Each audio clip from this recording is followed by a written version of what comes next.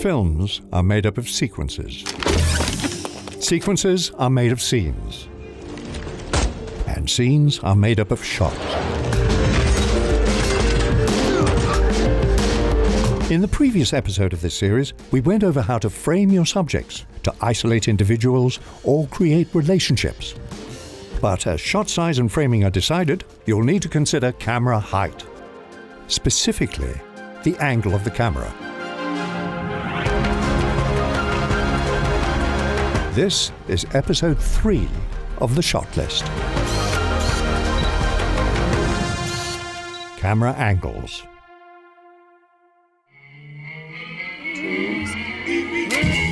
If shot size and framing are used to isolate what we are looking at, camera angles are all about how we are meant to perceive them. That adds yet another layer of meaning to every camera shot. We'll be looking at 9 different types of camera angles.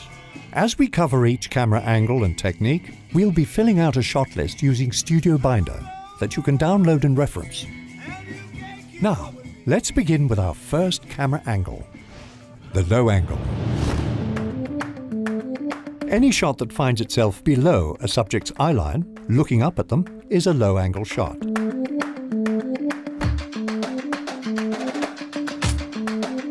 Low-angle shots are typically used to make a subject look more powerful, perfect for heroes and villains alike.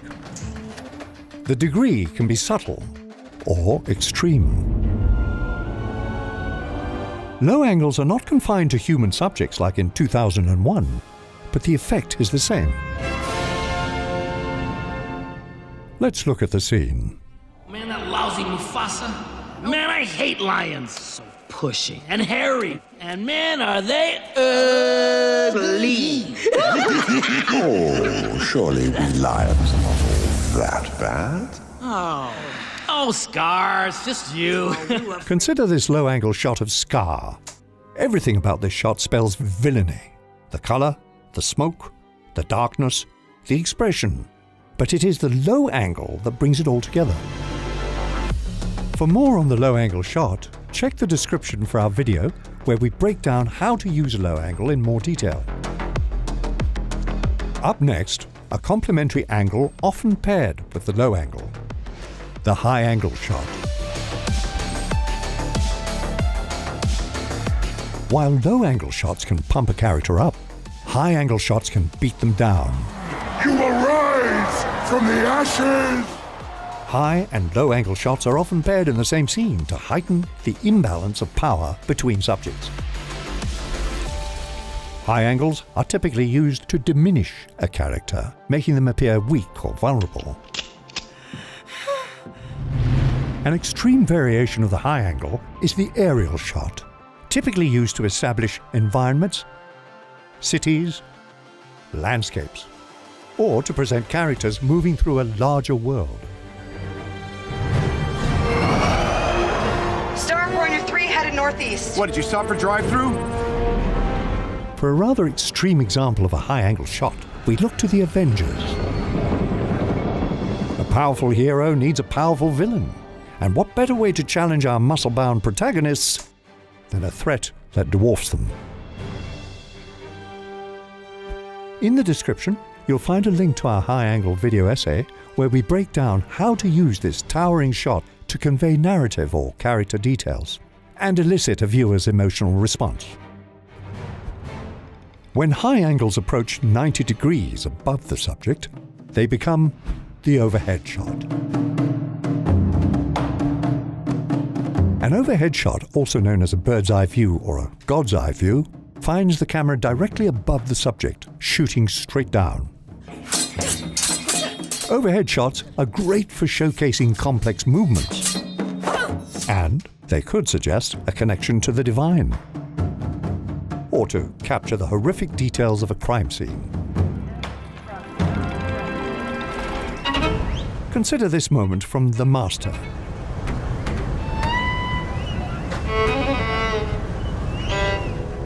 Freddy lays above his fellow sailors, most likely drunk and unconscious, but the shot is presented without context.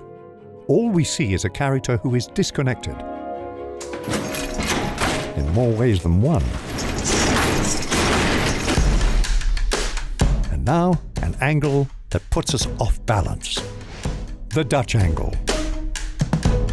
The Dutch angle shot skews the horizontal axis of the frame for an off-kilter image that produces a variety of effects.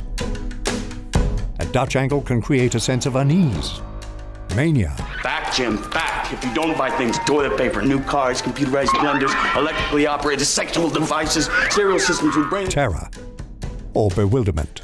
You're worried about me. Why? A Dutch angle can also be used to magnify tension.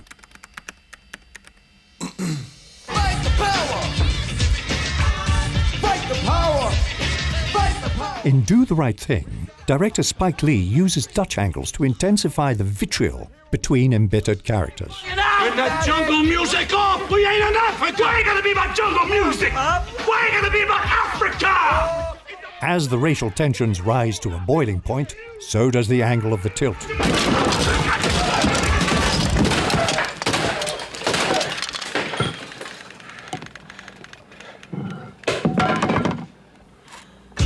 But there are nuances to properly set up a Dutch angle for maximum impact. Check the description to our video essay where we break down Brian De Palma's Dutch angle from this scene in Mission Impossible. You want to shake hands with the devil? That's fine with me. I just want to make sure that you do it in hell. Moving on. The eye level shot.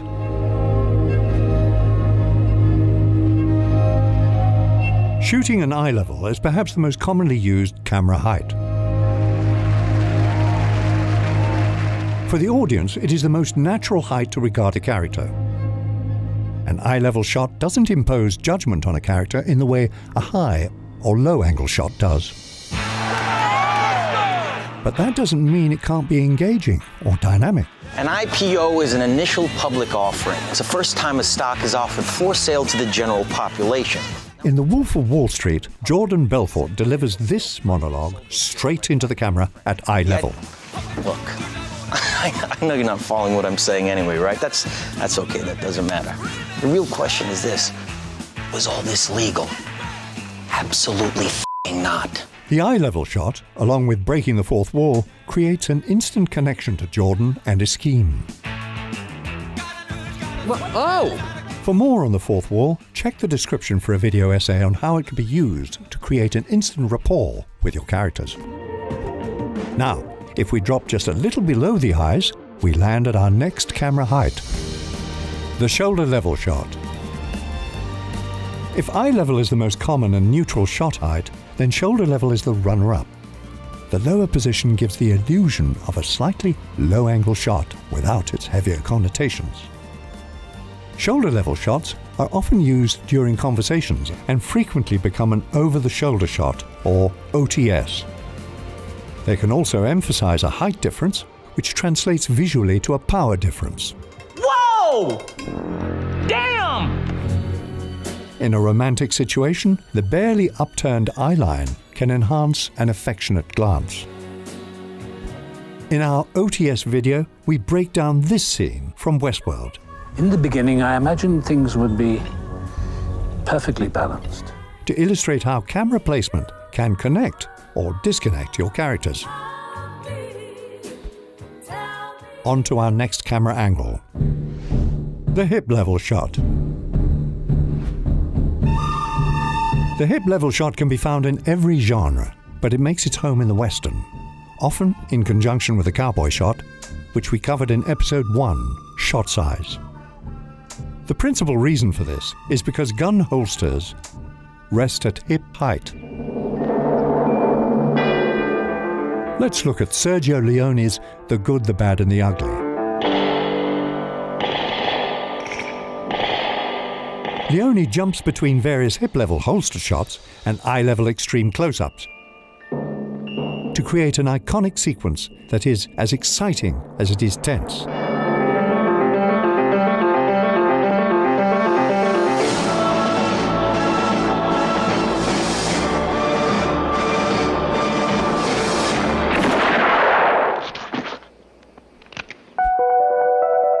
just below the hips is our next camera height, the knee level shot. A knee level shot, of course, sees the camera placed at a subject's knee height. Knee-high shots often find themselves doubling as low angles. But this one is a madman. A knee-level shot can be a great way to track through an environment following a character. And can be a good way to showcase character details that might be missed in a wider shot. Like in this moment from Forrest Gump.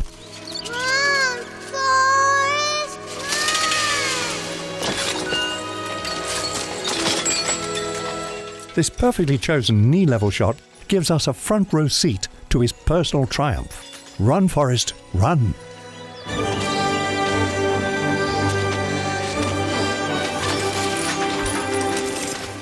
Now, our final category, the ground-level shot. A ground-level shot finds the camera placed all the way down on the ground, or sometimes even slightly below ground. Ground-level shots often double as low angles if there is any degree of upward tilt. Shooting from ground level can be a stylish way to track a character's movement through a scene, or to capture details within the setting. The Shining features one of the most iconic ground-level shots of all time.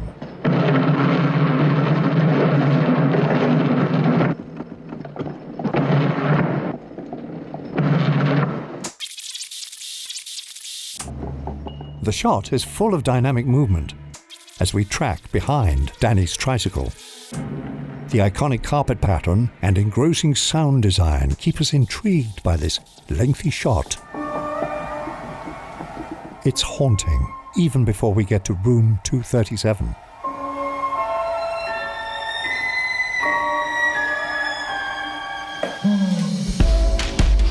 So when you sit down to create your shot list, consider how the camera angle or height affects the messaging.